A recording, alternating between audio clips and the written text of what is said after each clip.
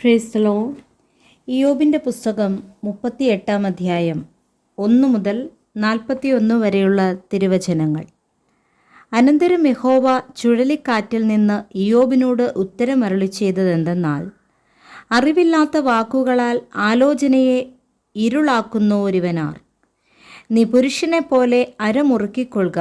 ഞാൻ നിന്നോട് ചോദിക്കും, എന്നോട് ഉത്തരം പറക. ഞാൻ ഭൂമിക്ക് അടിസ്ഥാനമിട്ടപ്പോൾ നീ എവിടെയായിരുന്നു? നിനക്ക് വിവേകമുണ്ടെങ്കിൽ പ്രസ്താവിക്ക. അതിൻ്റെ അളവ് നിയമിച്ചവൻ ആർ? നീ അറിയുന്നുവോ? അല്ല, അതിന് അളവുനൂൽ പിടിച്ചവനാർ?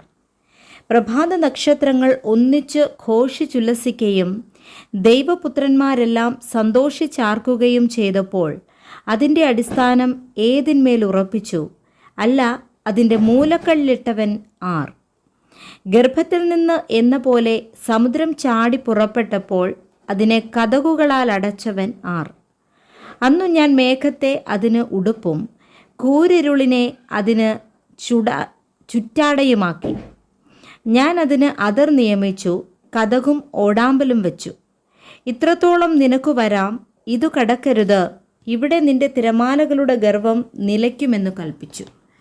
ഭൂമിയുടെ അറ്റങ്ങളെ പിടിക്കേണ്ടതിനും ദുഷ്ടന്മാരെ അതിൽ നിന്ന് കുടഞ്ഞു കളയേണ്ടതിനും നിന്റെ ജീവകാലത്തൊരിക്കലെങ്കിലും നീ പ്രഭാതത്തിന് കൽപ്പന കൊടുക്കുകയും അരുണോദയത്തിന് സ്ഥലം ആദേശിക്കുകയും ചെയ്തിട്ടുണ്ടോ? അത് മുദ്രയ്ക്കു കീഴിലെ അരക്ക് പോലെ മാറുന്നു, വസ്ത്രം പോലെ ആ സകലം വിളങ്ങി നിൽക്കുന്നു. ദുഷ്ടന്മാർക്ക് വെളിച്ചം മുടങ്ങിപ്പോകുന്നു, ഓങ്ങിയ ഭുജവും ഒടിഞ്ഞു പോകുന്നു. നീ സമുദ്രത്തിൻ്റെ ഉറവുകളോളം ചെന്നിട്ടുണ്ടോ? ആഴിയുടെ ആഴത്തിൽ സഞ്ചരിച്ചിട്ടുണ്ടോ? മരണത്തിൻ്റെ വാതിലുകൾ നിനക്ക് വെളിപ്പെട്ടിട്ടുണ്ടോ? അന്ധതമസിൻ്റെ വാതിലുകളെ നീ കണ്ടിട്ടുണ്ടോ? ഭൂമിയുടെ വിശാലത നീ ഗ്രഹിച്ചിട്ടുണ്ടോ? ഇതൊക്കെയും അറിയുന്നുവെങ്കിൽ പ്രസ്താവിക്കാം. വെളിച്ചം വസിക്കുന്ന സ്ഥലത്തേക്കുള്ള വഴി ഏത്? ഇരുളിൻ്റെ പാർപ്പിടവും എവിടെ? നിനക്ക് അവയെ അവയുടെ അതിരോളം കൊണ്ടുപോകാമോ? അവയുടെ വീട്ടിലേക്കുള്ള പാത അറിയാമോ? നീ അന്നേ ജനിച്ചിരുന്നുവല്ലോ, നിനക്ക് ആയുസ് ഒട്ടും കുറവല്ലല്ലോ, നീ അത് അറിയാതിരിക്കുമോ? നീ ഹിമത്തിൻ്റെ ഭണ്ഡാരത്തോളം ചെന്നിട്ടുണ്ടോ? കന്മഴയുടെ ഭണ്ഡാരം നീ കണ്ടിട്ടുണ്ടോ? ഞാൻ അവയെ കഷ്ടകാലത്തേക്കും പോരും പടയുമുള്ള നാളിലേക്കും സംഗ്രഹിച്ചു വച്ചിരിക്കുന്നു.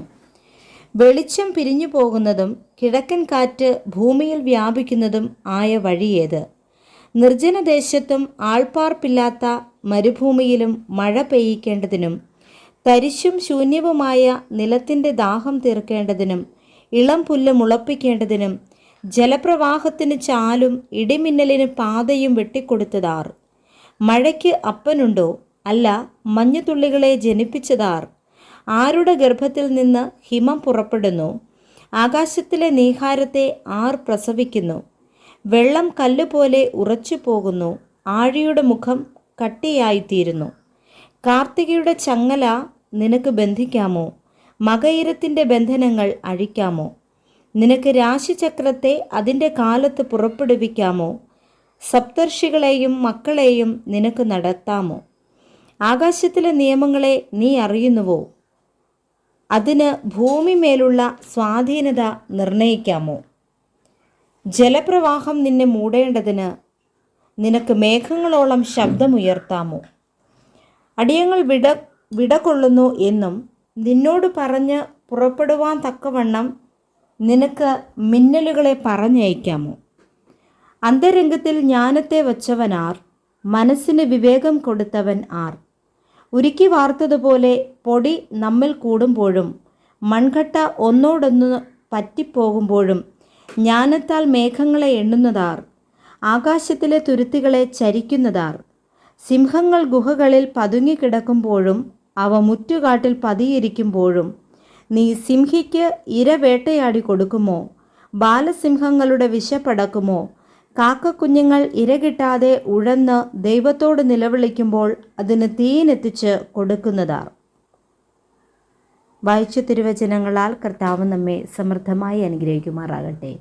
ആമേൻ.